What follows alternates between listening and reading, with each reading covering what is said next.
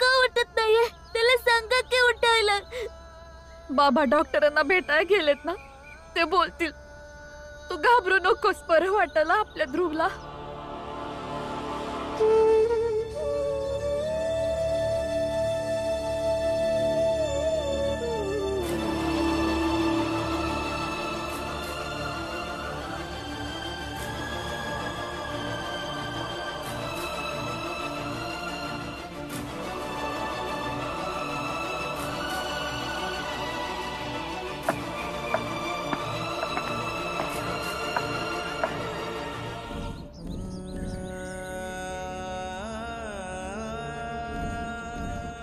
आनंद, मला हळद दे. अरे उभं राहून असं काय बघतोय? हळद दे.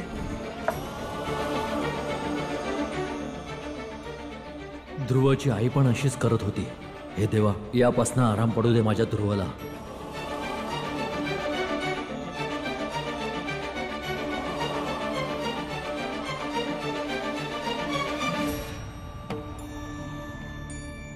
आता नवीन काय नाटक करायला लागलंय? करू दे त्याला, काय करायचं ते. हे देवा, काही करू, माझ्या ध्रुवाला वाचव रे.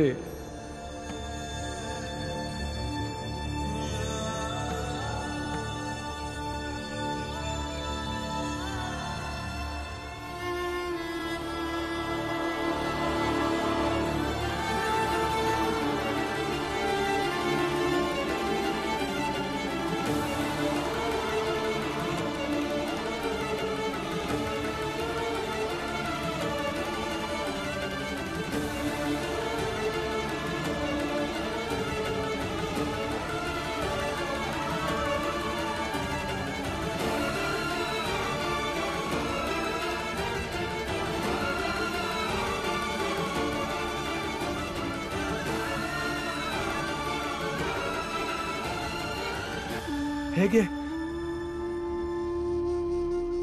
ध्रुव, ध्रुव उठ ना, उठ ना ध्रुव. अच्छा अच्छा, चल सांग, इंग्रजांमध्ये बाजा कसा वाजवता? सांग ना ध्रुव.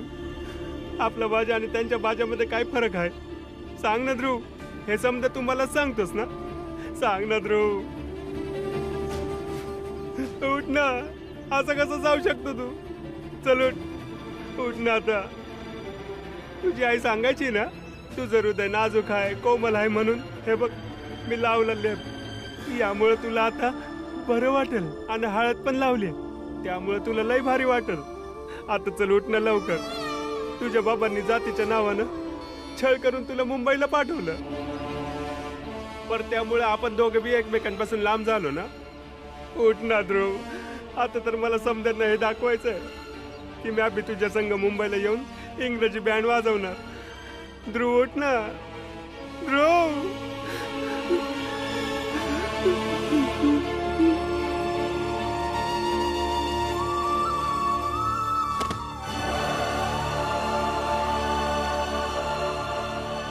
शेठजी, स्वतःला सांभाळा शेठजी.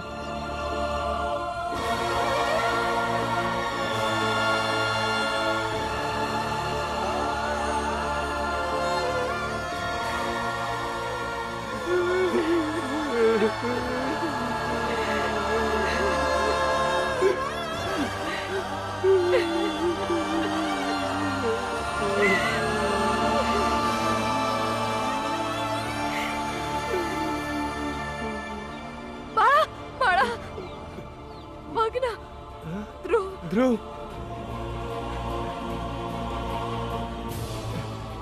डॉक्टर साहेब, डॉक्टर साहेब, माझ्या मित्राला शुद्ध येते बघा. या ना लवकर या, बघा ना याला.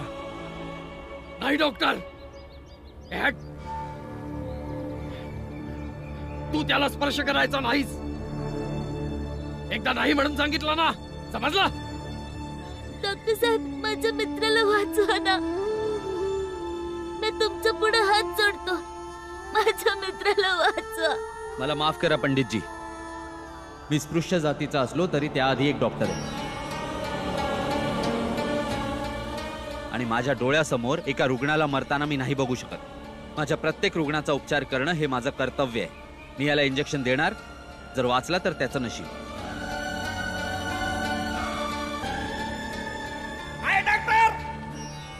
हे तू बरोबर नाही करू राहिला. तुम्ही मला ते करू द्या ज्यासाठी मी हे शिक्षण घेतलंय, आणि हे शिक्षण प्राप्त करताना मी काही शपथा घेतल्यात. ती वचनं तर निभवावी लागतीलच ना. इंजेक्शन घेऊन या.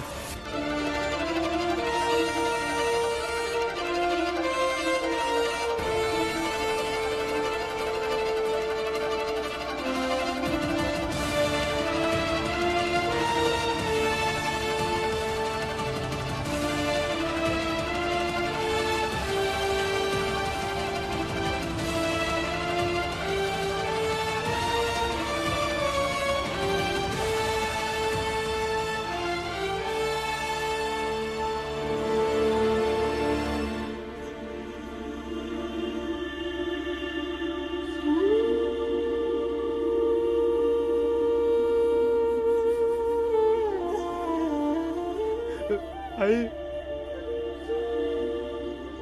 ध्रुव बरा होईल त्यो.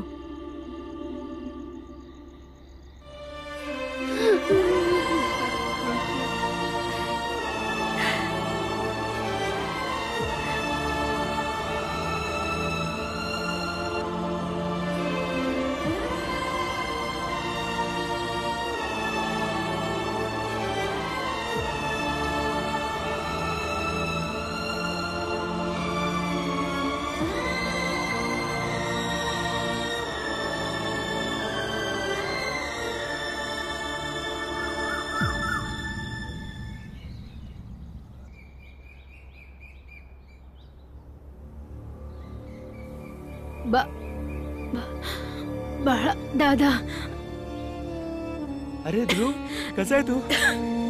ठीक आहेस ना? दादा मला माफ कर रे.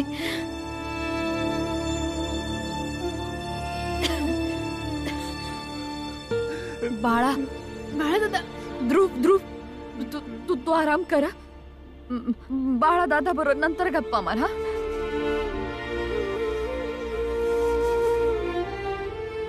ध्रुव, तू ठीक आहेस ना ध्रुव? आराम करू द्या ध्रुवला. आता शुद्धीवर तर आलाय तो. बरा होईल. हा आनंद, भीम, डॉक्टर साहेबांना जाऊन सांग की याला शुद्ध आली आहे. लवकर लवकर. डॉक्टर साहेब, डॉक्टर साहेब. आराम करा बाळा. डॉक्टर साहेब, माझ्या मित्राला सूज आली.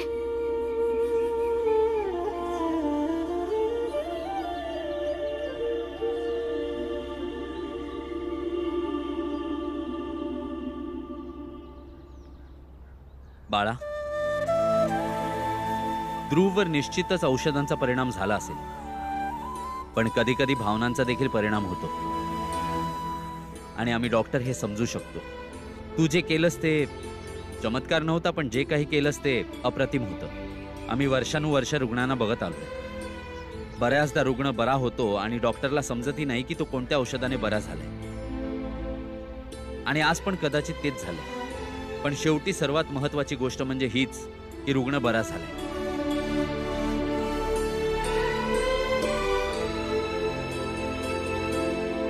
आणि मी बी हे पहिल्यांदाच पाहिलंय का बाळा दादा एवढा भाव खाय. मग तुला काय वाटलं?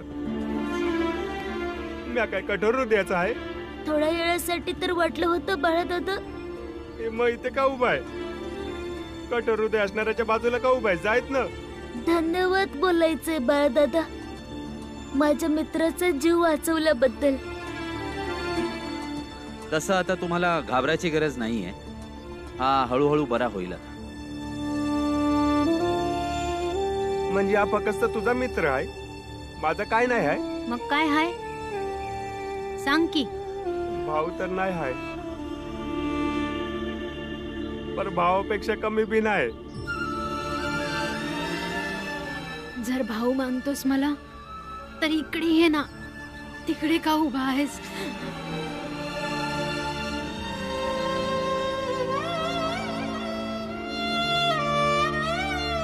ध्रुव, एक सांगू, जेव्हा तू बेसूद होतास ना तेव्हा बालादादा लई घाबरला होता.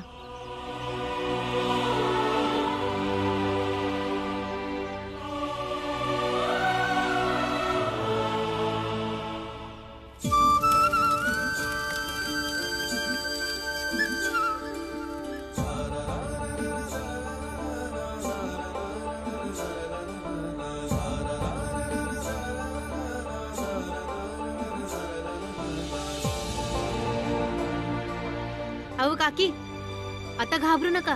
इथं आलात ना तर नक्की वाचाल. तो बघा आमचा ध्रुव कसा निरोगी वाटतोय.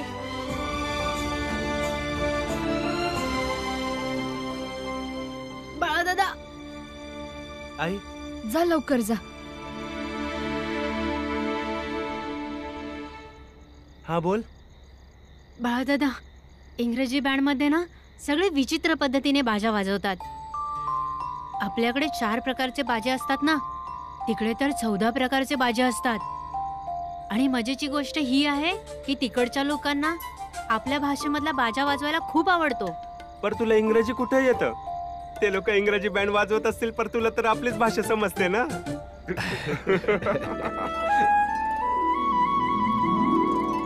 बाबा सल्यूट. इथे डॉक्टर कोण आहे? बोला, मी आहे. आमच्या शासनानुसार तुमचा सर्वांचा परिसर गंभीर रुग्णांच्या परिसरामध्ये येतो. यापुढे सगळी जबाबदारी आमच्या हातात आहे. आमच्या शासनाचे अधिकारी संपूर्ण परिसरावर लक्ष ठेवतील. जिथे कुठे कसल्याही वस्तूची गरज असेल त्याची पूर्तता आम्ही करू. महोदय, हे रामजी सकपाळ आहेत, सेनेचे रिटायर सुभेदार. आणि हे संपूर्ण यांचं कुटुंब आहे. या प्लेग रोगाच्या महामारीमध्ये यांनी आणि यांच्या कुटुंबाने लोकांचा जीव वाचवण्याचा खूप प्रयत्न केलाय. मला वाटतं की इंग्रजी शासनाने यांचे आभार नक्कीच मानले पाहिजेत. हो हो नक्कीच. तुम्ही खरंच खूप चांगलं कार्य केलं आहे. तुमच्या सद्बुद्धीने बऱ्याच लोकांचा जीव वाचवला आहे. मी माझ्या शासनातल्या मोठ्या अधिकाऱ्यांसोबत याविषयी नक्की बोलेन. डॉक्टर साहेब या जरा तुमच्याशी बोलायचं आहे.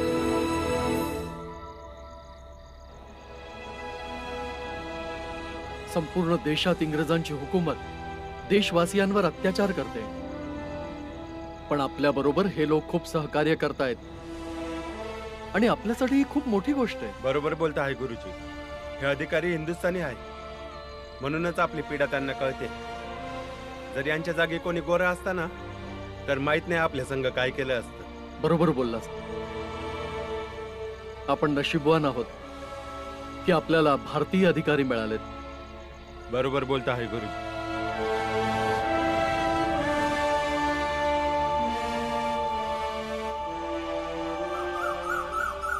हा रामजी सकपाळ खूपच षडयंत्री माणूस आहे. या रोगाच्या संधीचं त्याने सोनं करून घेतलंय. आपल्या लोकांना इस्पितळात पोहोचवलं. आणि असं देखील नाहीये की सगळे वाचले आहेत, पण आपल्या लोकांच्या मनामध्ये तर हेच घर करून बसलंय ना की रामजी सकपाळ आणि त्याचा मुलगा भीमरावने त्यांना वाचवण्याचा प्रयत्न तर केला. शेटजी अनर्थ झाला. शेटजी अनर्थ झाला. आता काय झालं? शेटजी ते इंग्रज अधिकारी आहेत ना वो, ते रामजी सकपाळला काही दिवसांनी सन्मानित करणार आहेत. त्यांचं म्हणणं आहे की त्या रामजीने लय चांगलं काम केलं आहे. शेठजी, आता त्या रामजी सकपाळला सन्मान मिळाला ना तर तो समजांच्या समोर नायक बनल. आता आपल्याला काय बी करून म्हणजे काय बी करून त्या रामजी सकपाळला सन्मान घेण्यापासून थांबवावं लागल. आणि हे तुम्हा लोकांशिवाय शक्य नाही.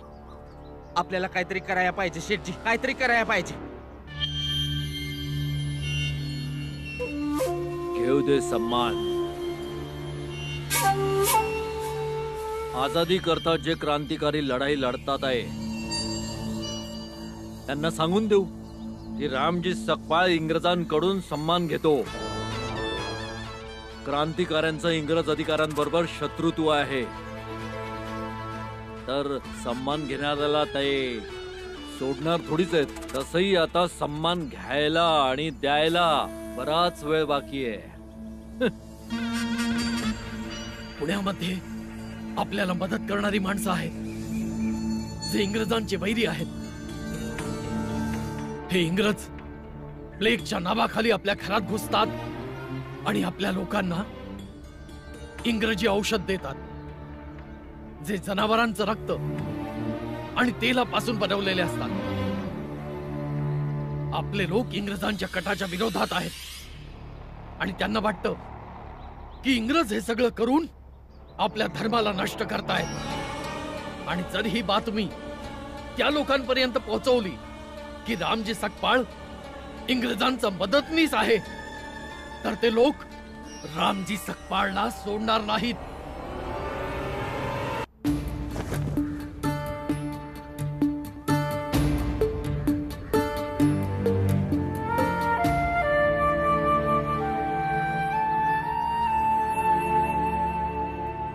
आज आम्हाला हे सांगताना खूप अभिमान वाटतोय की या महामारीचा आपण सर्वांनी मिळून सामना केला आहे आणि याला संपवण्याच्या मार्गावर उभं केलंय. ही जी वेळ होती ती आपल्या सर्वांसाठी एक परीक्षाची वेळ होती, जिचा आपण न डगमगता सामना केला. हा आजार आता संपुष्टात आला आहे, तरी सुद्धा आपल्याला सतर्क राहावं लागेल. ह्या रोगाशी लढा दिल्याबद्दल इंग्रज शासन तुम्हा सर्वांचे आभार मानू इच्छिते आणि खास करून रामजी तुमचे. रामजी, आम्हाला सांगण्यात आलं की याआधी तुम्ही इंग्रजी सरकारात कार्यरत होतात. ह्या महामारीमध्ये तुम्ही तुमच्या समजुतीने आणि मेहनतीने लोकांना इस्पितळात आणून त्यांचा जीव वाचवला आहे. त्यासाठी इंग्रज शासनाने तुमचा सन्मान करण्याचा निर्णय घेतला आहे आणि ही आमच्यासाठी सुद्धा सन्मानाची गोष्ट आहे.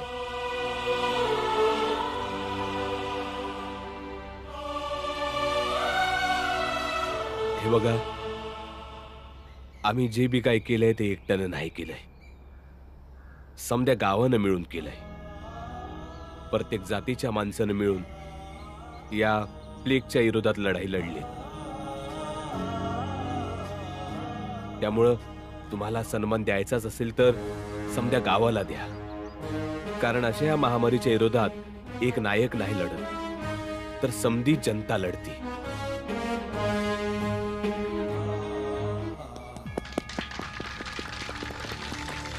शेठजी, बघताय ना, आपल्या जातीचे लोक देखील टाळ्या वाजवत आहेत.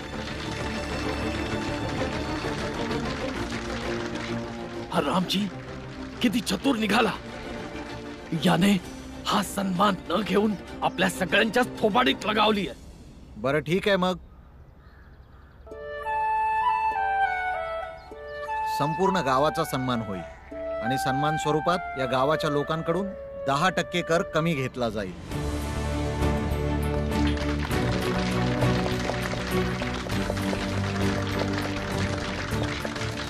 बरं रामजी, आता तुम्ही सगळे इथून जा.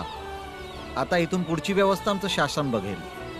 होय, धन्यवाद.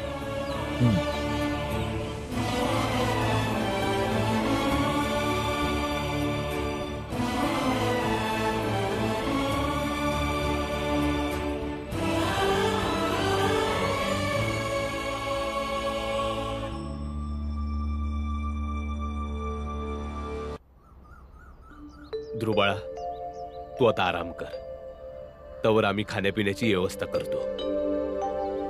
वय बाबा, आता मी अभि ध्रुव बरोबर हितच आहे. नाही भीम, तू घरला जा, ध्रुव संग मी आहे. बरं ठीक आहे, तुम्ही दोघं गप्पा मारा. तसे बी तुम्ही इंग्रजी बाजा वाजवण्याबद्दलच गप्पा माराल, त्यामध्ये माझं काय काम. चला आराम करा. चल बाळा. चला. ताई, आले. आलात तुम्ही? मी पाणी आणते. हा,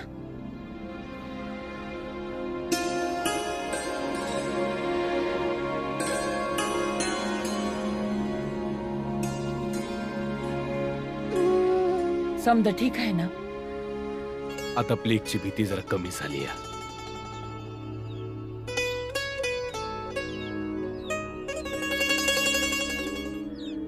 गंगा कुठं आहे? आत बसली. तुला तर माहितीच आहे, इतक्या दिवसांपासून गप्पच तर आहे. मी प्रयत्न केला बोलायचा, पण उत्तरच देत नाही.